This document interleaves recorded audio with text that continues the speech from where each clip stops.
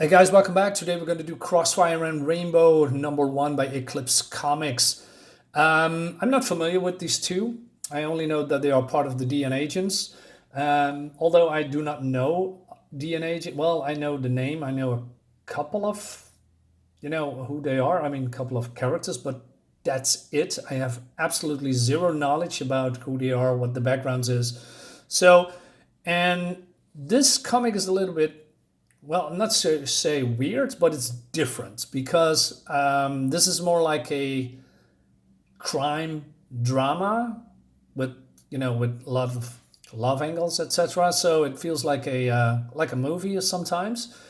And when I read the comic, I have no fucking clue who these people are and what the backgrounds is. So I had to look it up a little bit, and I came along a website, and it says that Rainbow and Crossfire are artificial beings that created by a corporation called the Matrix, and they were genetically engineered with superhuman capabilities. Like Rainbow, who is this woman, she has telepathic abilities and can read mind and project illusions.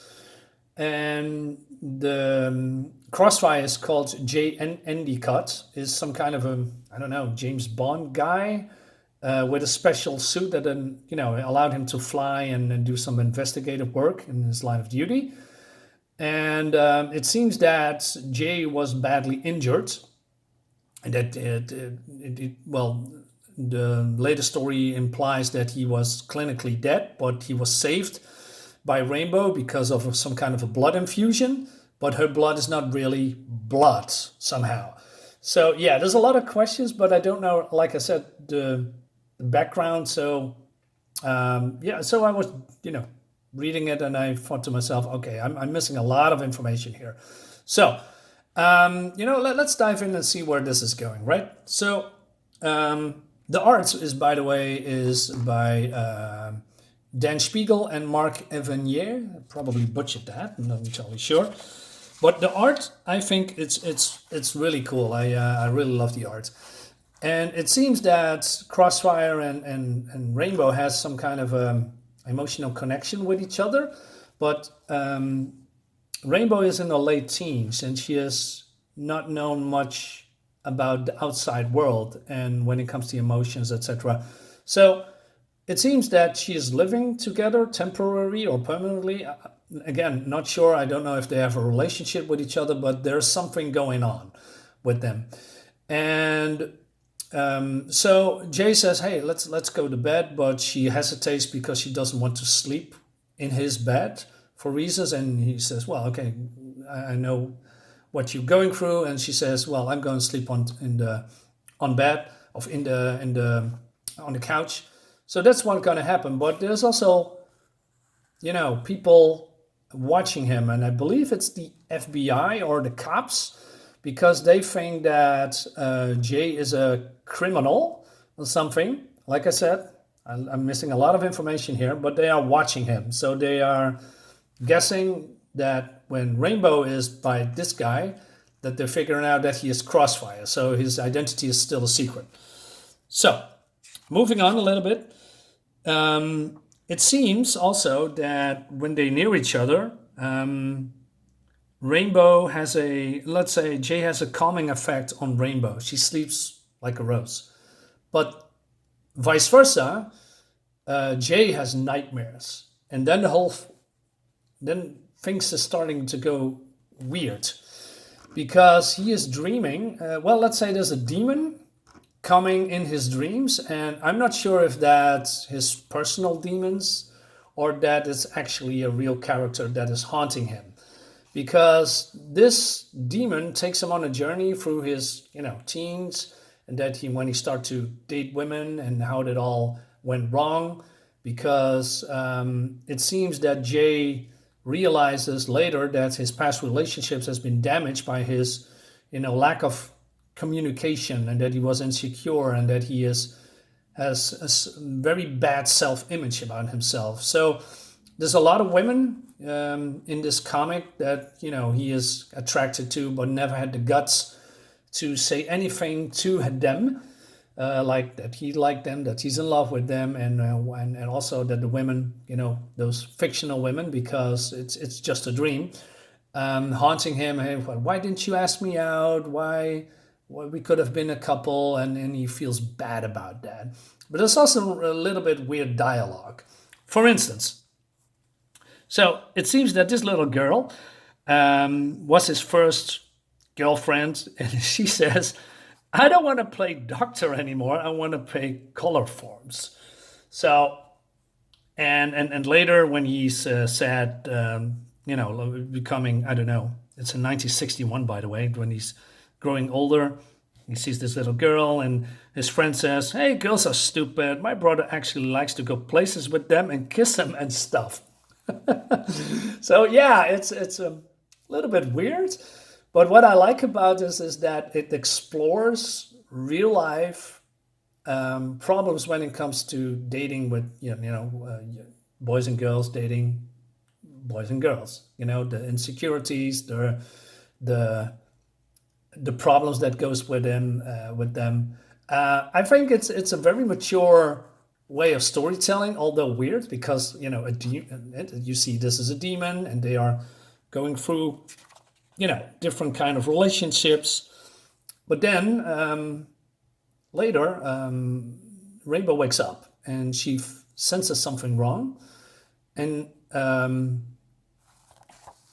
this guy, I believe one of the cops, goes entering the building, and then she uses her psychic powers to make illusions and to scare him, by the way.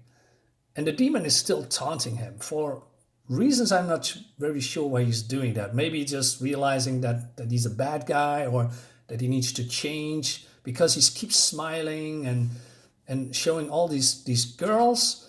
But then Rainbow cannot help herself, so she's kind of peek in Jay's head. But then that's basically a very bad move, because there's I believe a love bond between them, as you can see here. And he is, she sees that he is, in some kind of a pain or something, or it looks exciting. And Jay sees all these girls, all these women. And then he says in his dream, well, not in his dream, he says, don't go away, I love you, he says to one of his past girlfriends. And she thinks that she doesn't like him, and she feels bad, and then thinks probably that she needs to leave him alone, so she's going away for reasons. She says, that'll teach me to intrude someone's innermost dreams. Maybe Jay would be happier to play the field for leaving. Well, she basically says that, she doesn't know how to deal with those feelings. But what she doesn't realize, that these are just women from his past when he was a young boy. So the demon continues to taunt him, and that, okay, oh, by the way, before I forget, I'm going to show you some nudity. There's only one page. If you're, again, sensitive to that, don't watch it any further, so you've been warned. So I talked about that he is getting a blood transfusion, and that he's been waking up in some kind of a pot. Well, here it is. So, and then this part here connects the bond between the two, but I'm not sure what the bond exactly means. So, skipping a few pages, because this drama, well, love drama, or I'm probably saying that wrong, so let's forget what I'm saying. So we move on, and there is a murder going on. There is a guy killing, there's a guy that kills people. He's calling himself the Witness. He's killing criminals. He's basically the Punisher. And, well, surprise, surprise, it's this guy, and he's going to the cop here. And the cop is basically a friend of Jay. And he says, I'm a concerned citizen, and I want you to capture CROSSFIRE, because I think he's a criminal, and you need to do something about it. But the cop here says, we can do much right now, because CROSSFIRE may be a dirty crook, but at least he doesn't kill people. And he's getting mad. And he thinks, you know what, if you're not going to do something about it, I will. So Jay figured out that the Witness is somewhere. He's find a lead. So he's entering a building. And, skipping a few pages. and he realizes that he found his target. So the witness is attacking him. He falls out of the window because he has not his special gear anymore. He can't fly. But then he does something weird that I really don't get. He flees, and Rainbow senses that something is wrong. Sorry for the resolution. Let me get this. This is better. So he shouts in the neighborhood, and he shouts, "Hey, there's a naked woman outside." So all these men in the building, probably some kind of a dorm, I guess, coming out, wants to see the naked woman, but the witness, the criminal, is shooting at Jay. So I'm not sure what his goal is. You know, it's a distraction, of course, but if you are, calling people to go outside of the building for whatever reason, and there's a guy, a lunatic with a gun shooting everywhere, I mean, you are endangering those innocent people. You know, they're getting, the chance that they get hurt is very high. But his plan works. So Jay escapes, and the witness, vows revenge, if you will. And he says, "Oh, stupid people, don't they realize I try to protect them, to help society?" And he says, "Crossfire, do nothing else until you are dead." So this is going to be a continuation. But then the cop is in Jay's house, and it reveals that he knows that he is Crossfire. And that's basically the end of the book for now. So overall, win $1,000? Yes, why not? Thank you. I'm a little bit, it's a little bit of a mixed bag because it's going very, very fast. And like I said, I don't have all the information. So I need to, review this comic for what it is. I think the art looks fantastic. The characters looks great. There's a lot of detail in there. I love also the flat colors, and the cover is really appealing. It looks great with the shading and with the lighting. It looks cool. So I'm not sure how it goes further, but as I said, I got issue 2, so I'm gonna review that later. Overall, I like it, but just a bit, right? So, and that brings me to the end of the video. So guys, I hope you like it. You would help me a lot if you just like the video, as always, and subscribe to my channel. That would be nice. Guys, see you next time before I go on a rambling spree like I always do. Thanks for watching. Bye.